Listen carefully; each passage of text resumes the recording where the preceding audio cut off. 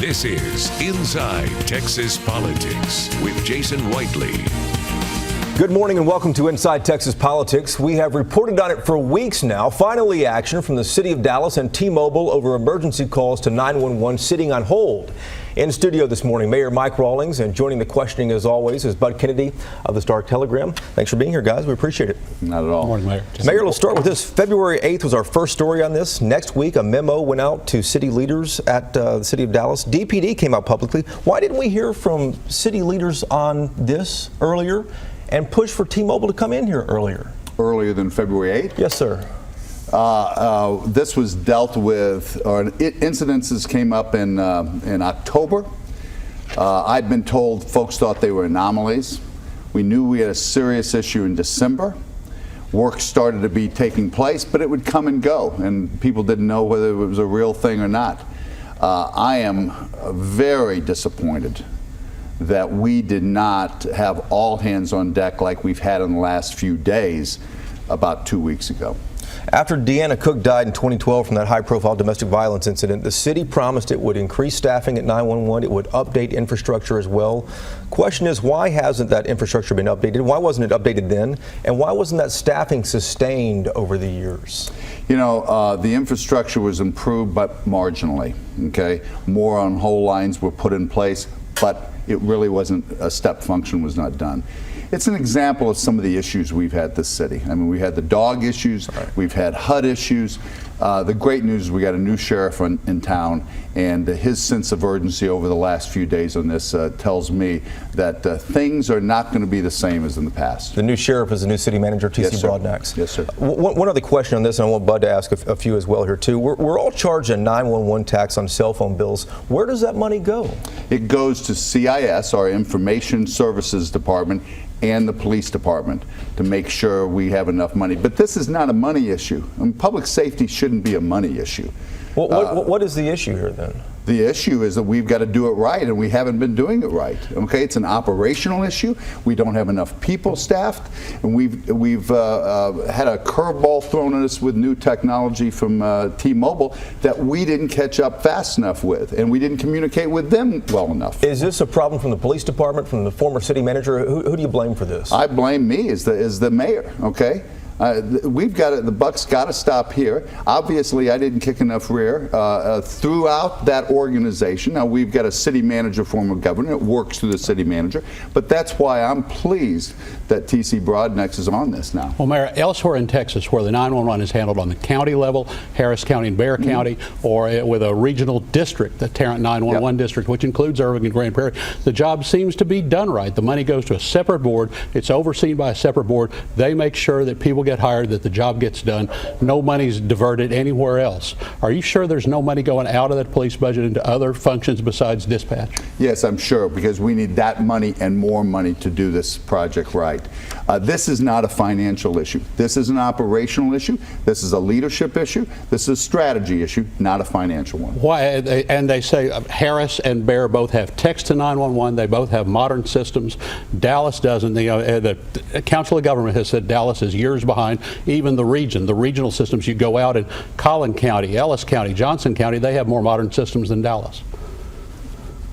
And the question is? What's taken so long? I just told you. I told you. We have not had a sense of urgency, and we've had leadership issues in the middle of it. TC has brought in 4 new individuals, okay? Already, you're seeing a change at City Hall, and this is going to be dealt with as well. Mayor, tell us what the plan is from here on out. This is a day-by-day issue. Tell us about the plan. So basically, 3 things have happened. T-Mobile was sending 2 calls through at once. If someone called 911. If someone called 911 and they were put on hold, and suddenly another call has been put on. That, as you can imagine, algorithmically goes crazy. They've stopped that. Second, we're putting more on hold lines in place. And we're going to be able to, if someone, it's not going to ring forever, you're going to get to on hold faster. And then we're going to significantly move up the amount of callers, people taking the calls. Those 3 things every night is going to be a success or a failure, and that's what we're going to be tracking. Be specific. How many on hold lines? How many people can you keep on hold? We're moving from 3 to I think someone said 9, okay, if I remember the right number. And Mayor, you say it's not a financial issue, but I mean, you have to pay overtime for the extra people to be in there answering 911 calls, don't you? Yeah, but it's the most important thing we can do. Yeah, obviously. I mean, the city council is united that that's where we need to make sure we spend the money. We do not want money to get in the way. Is the city going to send T-Mobile a bill for any of these extra man hours? We haven't really sorted out all the issues about this, okay? I was disappointed that T-Mobile was doing things virtually. Finally, once we got to the CEO, they sent people really face-to-face, and that's when we got the answers to this. I want to switch off to 2 other topics here since we spent a lot of time on 911 too. Sticking with public safety for a moment too, when will the city start taking applications for a police chief? We are hiring the executive recruiting firm this month, and it'll shortly after that. When do you hope to have someone in office? Probably July.